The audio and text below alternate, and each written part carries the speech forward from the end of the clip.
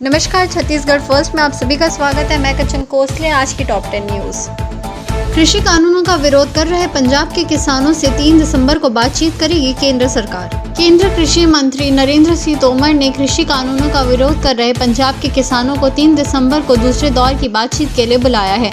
केंद्र और किसानों के बीच इससे पहले 13 नवंबर को पहले दौर की बातचीत हुई थी। पंजाब की किसान यूनियन द्वारा नए कृषि कानूनों का विरोध किया जा रहा है। केंद्र ने अब यूनियन को मंत्री स्तरीय बातचीत के लिए आमंत्रित किया है। स्वास्थ्य मंत्रालय का राज्यों को निर्देश, कोविड-19 टीकाकरण के साइड इफेक्ट से निपटने के लिए करे तैयारी।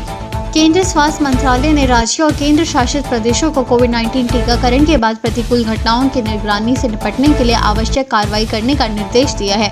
राज्यों और केंद्र शासित प्रदेशों के सभी राष्ट्रीय स्वास्थ्य मिशन निर्देशकों को लिखे पत्र में स्वास्थ्य मंत्रालय के एक वरिष्ठ अधिकारी ने कहा, कुछ प्राथमिकता वाले समूहों के साथ राज्यों और जिलों में कोविड-19 टीकाकरण आयोजित करने की तैयारियां चल रही है। तमिलनाडु पौंडुचेरी की तट से 110 किलोमीटर की रफ्तार से टकराएगा चक्रवात निवार। भारतीय मौसम विभाग की ओर से जारी एक बुलेटिन में कहा गया है कि यह तमिलनाडु और पौंडुचेरी की तट में 25 नवंबर को दोपहर तक करिकाल और मामलापुरम के बीच 100-110 किलोमीटर प्रति घंटे की गति से टकरा सकता है। केंद्र सरकार की ओर से बड़ी कार्रवाई, 43 मोबाइल ऐप पर लगाया बैन।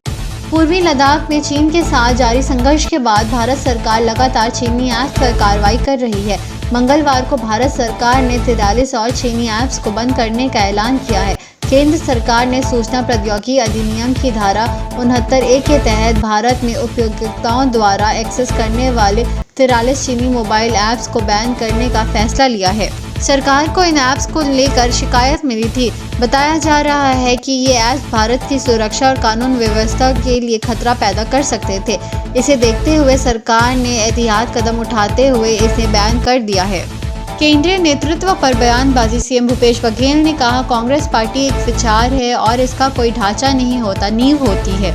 बिहार चुनाव के बाद एक बार फिर कांग्रेस का केंद्रीय नेतृत्व सवालों के घेरे में है। इसको लेकर बयानबाजी भी तेज हो गई है। इन सब के बीच मुख्यमंत्री भूपेश बघेल ने कहा, जब कांग्रेस कमजोर होती है तो उसकी चर्चा होती है, जब हम जीतते हैं तो उसकी कोई बात नहीं करता। उन्होंने कहा, जो भी लोग नेतृत्व परिवर्तन जैसे विषय उठा रहे हैं, उन्होंने अभिव्यक्ति का गलत मंच चुना है। प्रदर्शन, पाटेश्वर धाम के समर्थन में सामने आया हिंदू संगठन, कलेक्ट्रेट के सामने दिया धरना। बालोद जिले के जामड़ी पाटेश्वर धाम को डीएफओ की ओर से नोटिस जारी कर कब्जा हटाने कहा है।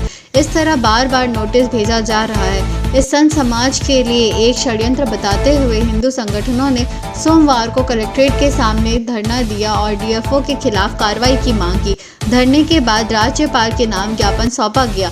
आरएसएस, विश्व हिंदू परिषद सहित भाजपा के पदाधिकारियों ने पाटेश्वर धाम को भेजे गए नोटिस का विरोध किया।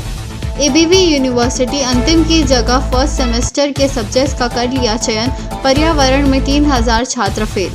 छत्तीसगढ़ के बिलासपुर स्थित अटल बिहारी वाजपेयी यूनिवर्सिटी की बीए अंतिम वर्ष की परीक्षा में 25% छात्र फेल हो गए हैं। खास बात यह है कि यह सभी छात्र एक ही विषय पर्यावरण की परीक्षा में फेल हुए हैं। छात्रों ने जहां इस गड़बड़ी के लिए यूनिवर्सिटी प्रशासन को जिम्मेदार ठहराया है, परीक्षा विभाग की जांच में पता चला है कि गड़बड़ी छात्रों ने की है।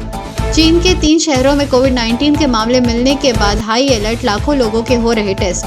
कोरोना के नए मामले सामने आने के बाद चीन के तिरांजिन, शंघाई और मांझोली शहरों में स्कूल और सार्वजनिक स्थानों को बंद कर दिया गया है और लाखों लोगों का टेस्ट किया जा रहा है। ससुराल सिमर का फेम आशीष रॉय का निधन, दोनों किडनी हो गई थी फेल। ससुराल सिमर का और कुछ रंग प्यार के ऐसे भी जैसे कई सीरियल्स में काम कर चुके आशीष रॉय काफी लंबे समय से बीमार थे। इंडिया वर्सेस ऑस्ट्रेलिया, फैंस के लिए अच्छी खबर, एडिलेड्स में ही खेला जाएगा भारत ऑस्ट्रेलिया के बीच का पहला टेस्ट। दरअसल बीते दिनों साउथ ऑस्ट्रेलिया में कोरोना के मामले बढ़ने लगे थे, जिसके चलते वहां पर लॉकडाउन लगाया गया था और इसी वजह से एडिलेड्स टेस्ट पर भी संकट के बादल मंडराने लगे थे।